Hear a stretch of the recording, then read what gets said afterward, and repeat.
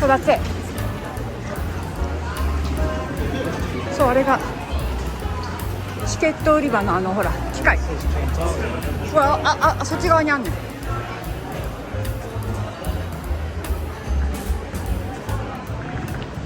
あれカフェがありますね。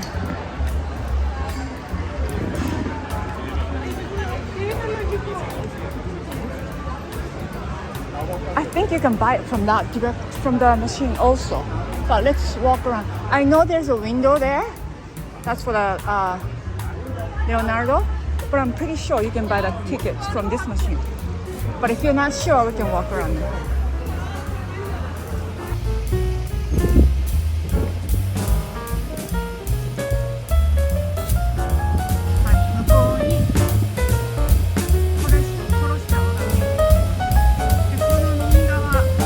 No.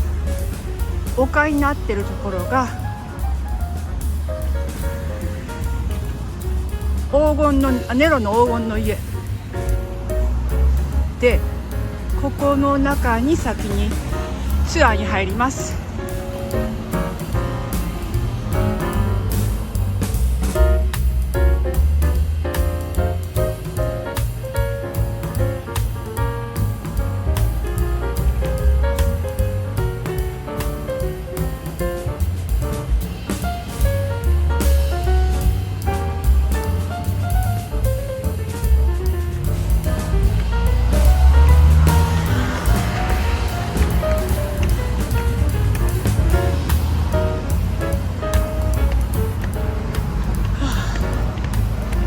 暑い。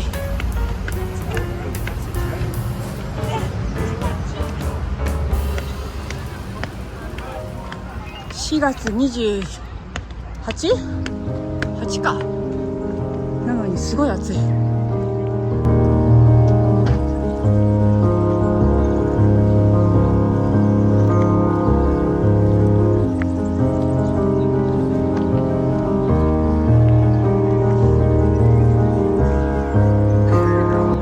No idea. It's probably over there. Hold on, look.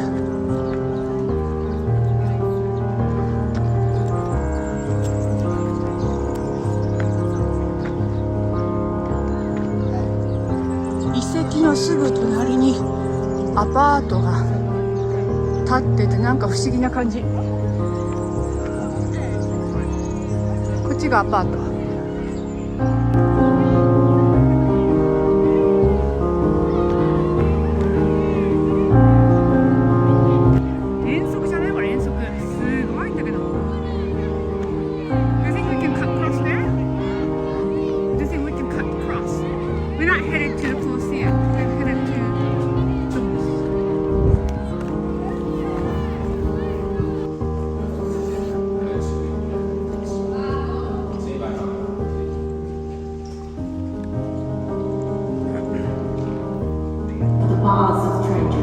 Useful way of erasing the signs of an uncomfortable past.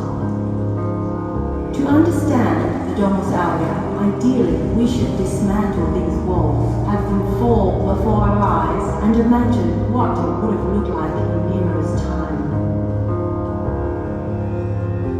The idea for the Domus came after the devastating fire in 64 AD that destroyed much of the ancient city. It was built in about 4 years using existing structures, but was never completed. The grandiose complex covered about 18 hectares. The palace complex occupied a huge area from the gardens of Maecenas near the current Via Medulana down towards the Oppian Hill and towards what is now Via Cavour, occupying the valley of the Colosseum and the Velian Hill that it faced, and incorporating good part of the Palatine and Syrian Hill, and lastly the Esquiline Gardens near the ancient city walls. It was an expanse that was inconceivable for a private residence, covering almost entirely 3 of Rome's 7 hills. It was a sort of city within a city. Based on the model of the palaces of the Hellenistic rulers, the Domus consisted of residential buildings and leisure facilities. libraries, thermal baths, roads, and vast gardens. In the middle of the complex, and in the place which would be later occupied by the Colosseum, was a large artificial lake where a giant gilded bronze statue stood representing the sun god with the emperor's likeness. The Oppian Hill Pavilion, which you are about to enter, is now commonly identified as the Domus Aurea. The first people to rediscover the painted decorations were the painters of the 15th century, who, descending from holes drilled at the top of the vaults, found what appeared to them to be wonderfully painted caves or grottos. In fact, the decorative style inspired by these paintings became known as grotesque painting.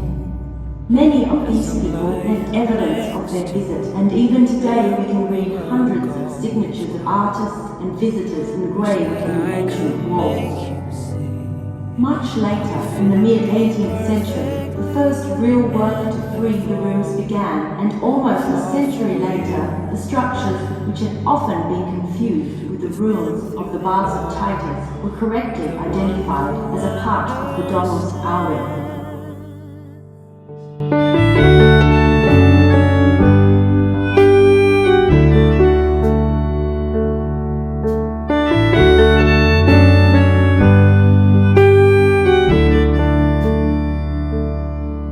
In a world where hope grows thin, you've completed me, and the story left within tells me how to breathe.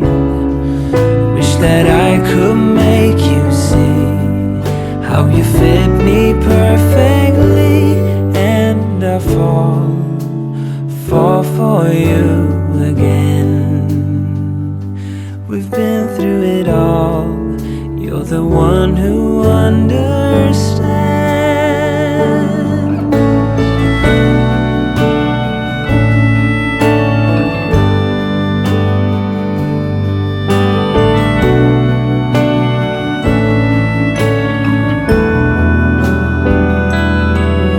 The one to make things right, and I fall for you again. We've been through it all. You're the one who understands.